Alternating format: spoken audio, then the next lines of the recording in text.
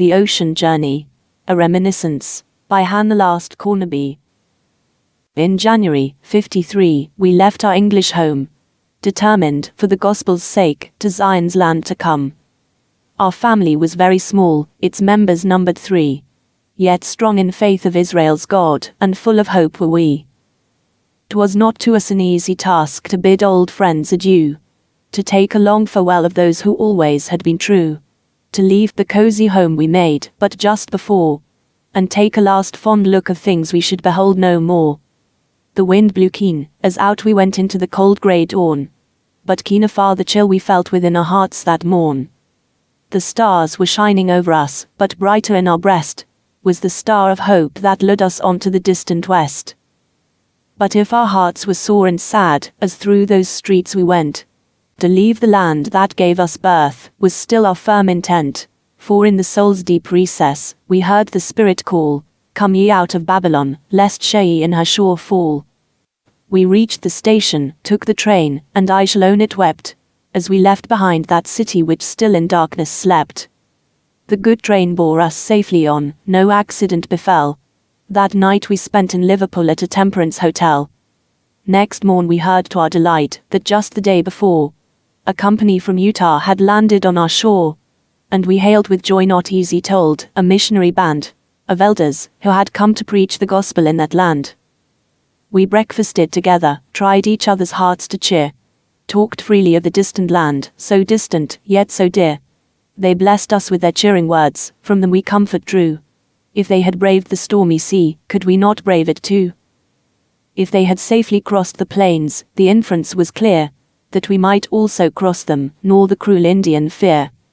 We parted from the elders, they to their labors sent, and we to engage our places, within the vessel went. Securely moored beside the wharf, our chartered vessel lay, and soon our little earthly all was safely stowed away. Ellen Maria, the vessel's name, she'd carried saints before, and we were told the master there was Captain George Whitmore. It being yet a week or so before she put to sea, to spend the time as best we could, at liberty we'd be. The vessel thence would be our home, at night we slept on board. By day we sought amusement which the city could afford. Saints met us here, who like ourselves, to Utah meant to go, in whose society the hours flew fast and pleasant too. And ere we thought the word was given, that all on board must be, the ropes were loosed, the sails were spread, and we put out to sea. And now, though 20 years have passed, I live that time again. But how describe the sounds that rose, of mingled joy and pain, while we our voices joined to bid our native land farewell, which told that we were going to another land to dwell. And while we sang, a loud sad cry above the music went, followed by sobs and wailing moans of terrible lament. For it was then we learned, what before we did not know, that a few Irish emigrants were in the hold below. Their country, oh, their dear loved isle, so touching was their grief, that many heat still then quite brave, in tears now found relief. Alas, the time was very short that we could spend in woe, for as the vessel started, we had something else to do. The sobs and cries, and outward signs of grief soon passed away, and like a suffering weary child, within our berths we lay. 363, I believe our numbers were, and of that number, very few did not seasickness share. The memory of those dreadful days and what we suffered then, is fresh and vivid in my mind, but far beyond my pen. Thanks to the Lord, my husband not a touch of sickness knew, but with sufferers all around, found work enough to do. 9 days and nights the wind blew strong, the sea was very rough. The vessel rocked, loose boxes flew, and tins made noise enough. We could not sleep through all that time, for clatter night and day, still in the Irish Channel, mid surging foam and spray. At length we think of eating, our provision chest is stowed, with goodly things of all kinds, for medicine and food. We opened this, with anxious hope, but oh, alas, alas! I never can describe the heterogeneous mass. Oranges, pickles, arrowroot, preserves, potatoes, jam, apples, brandy, mustard, rhubarb, and boiled ham, mashed and mixed together, as if the only object were to find how much destruction could be effected there. This discovery is a trying and a saddening one to us. But outside and around things are indescribably worse. One of the men, the sailors say, from the topmost rigging falls. We heard the crash, the awful thud which every heart appalls. Some of our brethren tenderly take up the mangled form, and, with the captain's free consent, our sacred rites perform. The healing power is manifest, the sailor's life is sped, and through his lingering sickness, for his wants our brethren cared. In that dread time, a babe was born, yet scarcely drew its breath, ere the mother with her darling, lay in the arms of death. Death. Ah, what a feeling with this word ne'er fails to come. And if on land, among loving friends, within the quiet home, 'tis an unwelcome visitor, how much more so at sea, with lack of all that mitigates its sad austerity. On land, our dead in holy consecrated ground are laid. By loving tender hands and hearts, the last sad tributes paid. We touch the dead with tenderness, as though they could feel pain, and venerate the senseless form, now all that does remain. At sea this feeling is perhaps more deep and more intense, for there the mode of burial is different, the sense, the feelings, all are wrung. The forms before us now are dressed with all the gentleness the billows will allow. The infant laid, as if asleep, upon its mother's breast. But oh, my heart is sick and sad, how can I tell the rest? Canvas clothes around was sewed, then waited at the feet. The bodies on a board are placed, preparations are complete. And the forms we loved and valued, alas, they soon must be committed to the merciless, the deep and yawning sea. They now are borne upon the deck, with due solemnity. We follow them with feelings sad, the burial to see. The dedicatory rites and prayer are by the priesthood said, and we proceed, with sorrow now, to bury these, our dead. Reluctantly the board is raised across the vessel's side, and being gently tilted, down the bodies swiftly slide, into the open water, and now the rippling wave receives them with a splash, then closes all their grave. But there's comfort in the thought that God, our God, has said, that yet the sea at his mandate, again will yield its dead. And knowing that the God we serve, is truth, as well as love, we bow to him, who ruleth here, as in the realms above. Then in confidence to our Father, and to our God we prayed, that our lives might still be spared, and the roaring winds be stayed. Then he who holds the winds as in the hollow of his hand, to stop their raging fury, now in mercy gave command. Be still, is heard, the wind obeys, and heavy billows lower. We see omnipotence displayed and wonder at its power. We view the broad Atlantic, smooth, placid, still and calm. Its waves are sporting harmlessly and gentle as a lamb. The respite is most welcome, those who can, now walk on deck, and note with wondrous interest, each distant moving speck. The sailors, busy round the ship, repairing break or rent. Captain and mates their orders give, all seem on business bent. We meet our fellow passengers, and for the first time speak to some who on the deck appear, though looking low and weak. New life and hope inspired our hearts, and drooping spirits buoy. And the dumb fishes seem to leap, and manifest their joy. We see our Irish neighbours, who again have ventured out, but seem to be regarding us with fear, distrust and doubt. They'd heard, of course, what dreadful folks these Mormon people are, and so it would be just as well of them to have a care. 2 girls among them differ, and soon grow free and chatty, and told us of their brother, who lived in Cincinnati, that he had sent some money, and that all his friends had come, and now were on their way to make America their home. We learned that they are very poor, allowances are bare. But thanks to those who manage things, we've plenty and to spare. We therefore help them what we can, and often are made glad to see the light of grateful joy in eyes before so sad. Peace on our vessel now prevails, order again restored. The daily prayer and praise ascend, like incense to the Lord. The stormy past is over, and it seems almost forgot. The present with its duties, engrossed our every thought.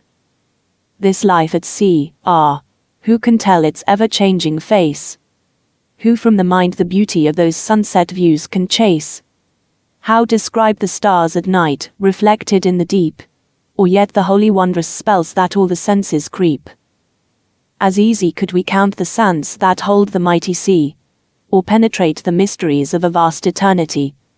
All things around us seem to blend, on all is stamped sublime, as, in our thoughts we lift the veil, that shrouds the things of time. That vessel was our little world, its inmates were a book, and from it histories could be read in every word or look.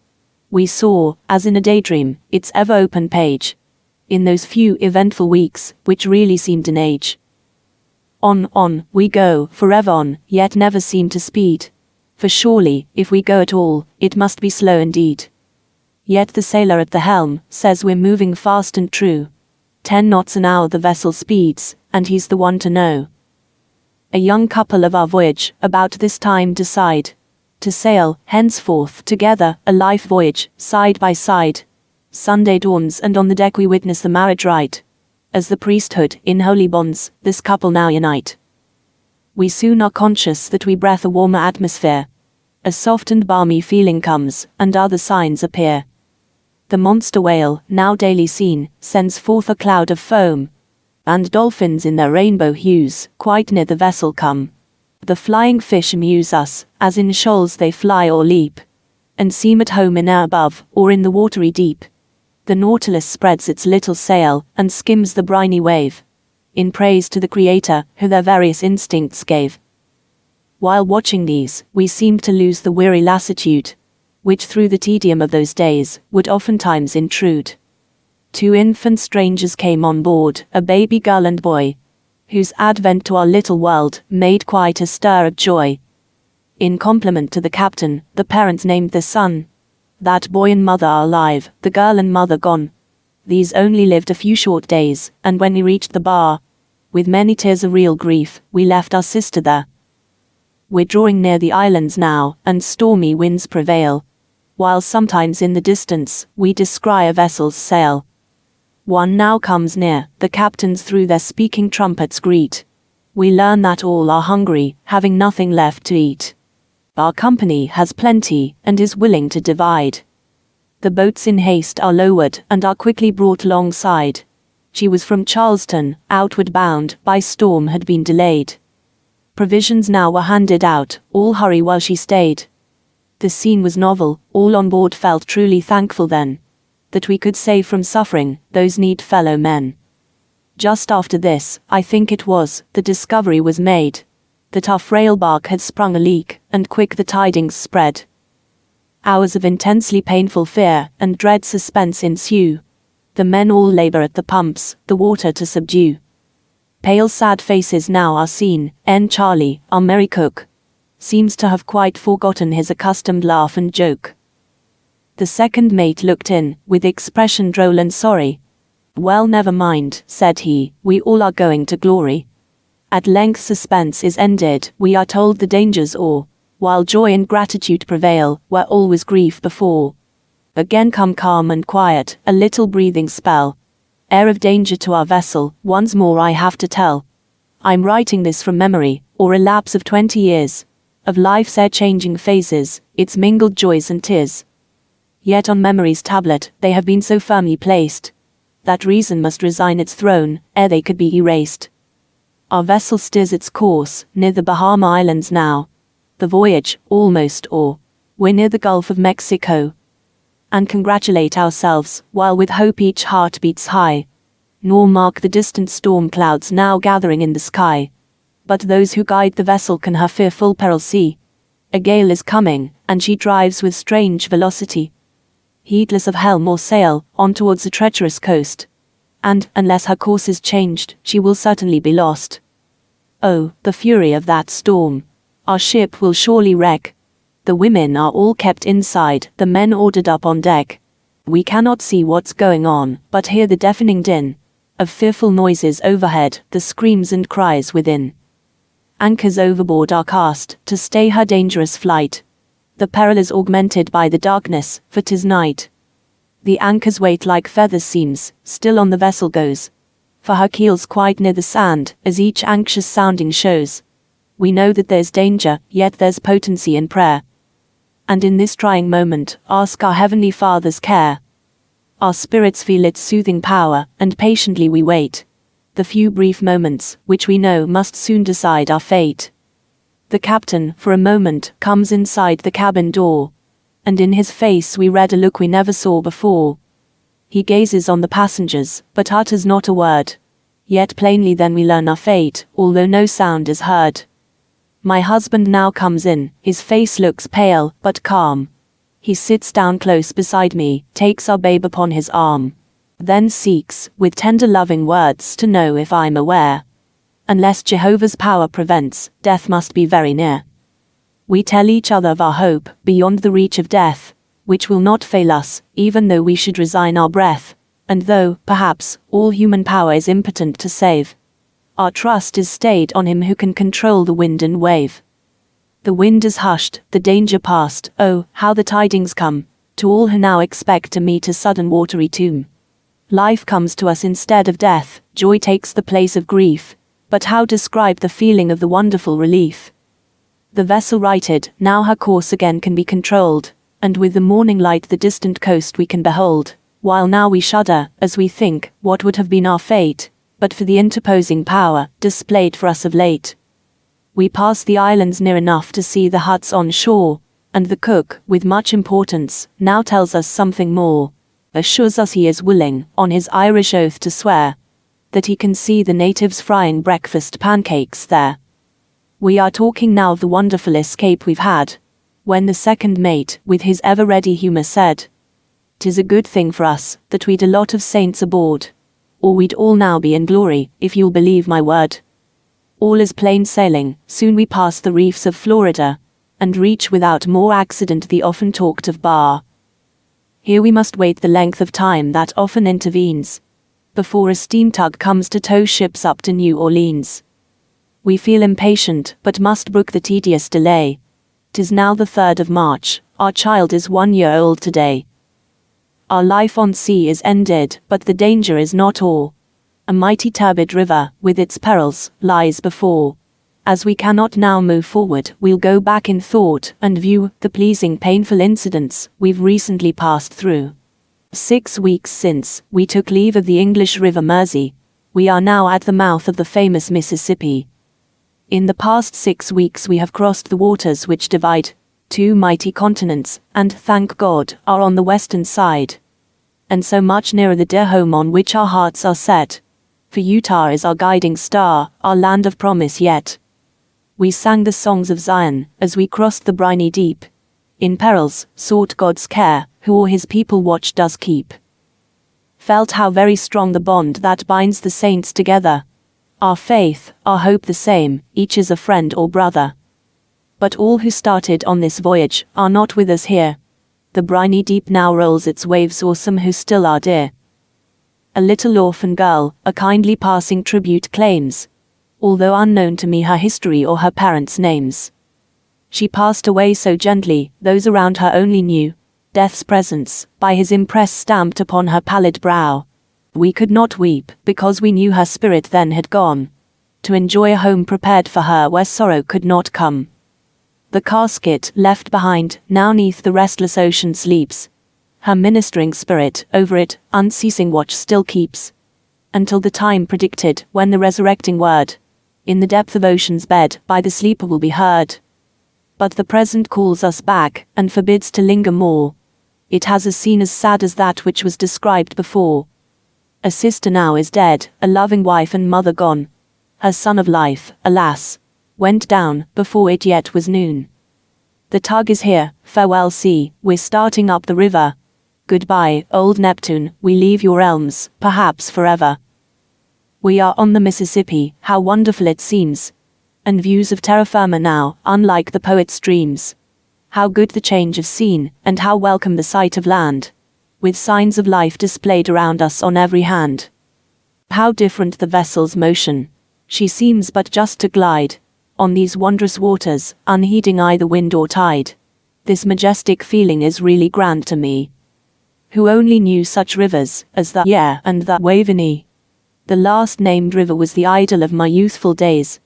On its smooth surface, I have watched its ever-winding ways, followed its quiet wanderings through meadows sweet with flowers.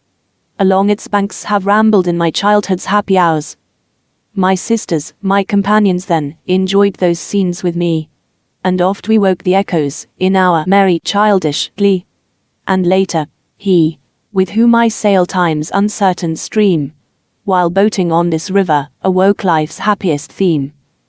'Tis night, I'm dreaming of my home and happy English scenes, but wake to find I'm far away, we're now at New Orleans. 'Tis early morn, and from our berth can wharf and houses see, and genuine the burst of joy, we've reached America. We thank our God for all the past, my husband goes on shore, with feelings strangely new and glad, our breakfast to procure. Returning, he brings water, molasses, and light warm bread, not sumptuous fare, but tasted, then, the best we long had had. With our spirits light and gladsome, these vines seem so good, to us who long have only had bad water and ship food. The air seems to exhilarate, we feel so rich and free. I question, if just hen on earth, were folks more glad than we. The vessel quickly empties of passengers and crew. Of course all had to go onshore, New Orleans to view. We ramble through the streets, and wonder at the air, half French, half tropical, which meets us everywhere. The French market was a marvel, with its show of fruits and flowers, but a description of it baffles my poetic powers. The buildings were magnificent and imposingly grand, but of a style I had not seen within my native land. I did not like the feeling there, and only take away 3 pleasant recollections which are cherished to this day. A negress kindly gave an orange to my little child. A lady handed her a bunch of luscious grapes and smiled. And of some early flowers we bought, just gathered from the sod, so pure and sweet, they might have come, fresh from the hand of God. Here, as at Liverpool, the vessel is our only home, and back to its kindly shelter, at night, like bees we come. The time is drawing very near, when we shall have to go. Tomorrow, we must bid the Ellen Maria adieu. It seems as if but yesterday, since first we came on board. Yet if recorded, what a page its logbook would afford. Those events are on my memory, and come before me now, as, for the last time, I stand awhile upon the vessel's prow. We have suffered, but how willing has been the sacrifice, which, like accepted incense, has risen to the skies. Gratefully, our thanks ascend to our Father, God, in heaven, that to us in these latter days, he has the gospel given. Though we welcome all before us, let tribulations come. We are only pilgrims passing through them to our home. But there's no more time for reverie, we've orders now to go, and make our acquaintances with the Rob Roy and its crew. My first impressions still remain, I've kept them ever since, and never hear a steamboat named without a shrug or wince. We must leave our Irish neighbours, who only thus far come, to escape from poverty, and make in this free land a home. Now very hearty, almost tender, is the last goodbye, that in the bustle of the hour, we just have time to say. Captain, mates, and all the ship's company, here we must part, but pleasant memories of you, will go with many a heart. The poor sick sailor, our brethren's care now is going off. We see him on his crutches, slowly moving along the wharf. Ellen Maria, old friend, we take our final leave of you. Though dangers oft have threatened, you've borne us safely through. Many are the saints that you have brought, and landed on this shore. But now adieu. Ill-fated ship, you'll carry saints no more. On her next voyage, this vessel, a total wreck was found. Her captain, and the sailors all were saved, not one was drowned. We're on the steamer now. As she is moving off we are told, there are slaves on board, going up the river to be sold. Orleans is rich with such traffic, believe me when I say, I'd rather own the faith I hold, than all its wealth today.